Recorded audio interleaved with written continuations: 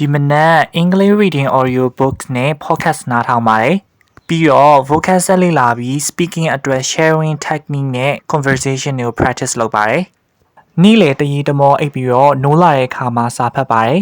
။ဒီနေ့လည်း doodle pattern ပဲဆက်ဆွဲမှာပါ။ line မရှိတော့ကိုယ့်ရဲ့အတွေးလေးတွေကိုအလုပ်ပေးဖြစ်ပါတယ်။ဒီနေ့မိုးအုပ်နေရဆိုတော့ပုံဆွဲဖို့အတင့်တော်ဆုံးနေ့လို့ပြောရပါမယ်။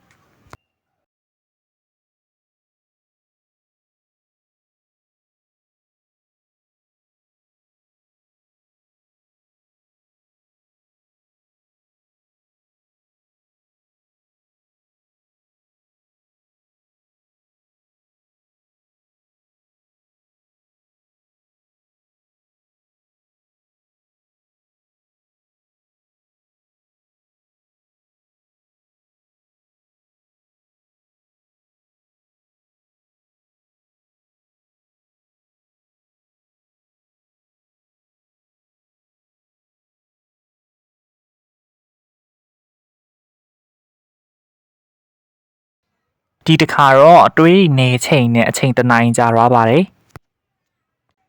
Day 37 vlog လေးရတော့လောက်ပါပဲခင်ဗျာအဆုံးထိကြည့်ပြီးတဲ့အတွက်ကျေးဇူးတင်ပါတယ်။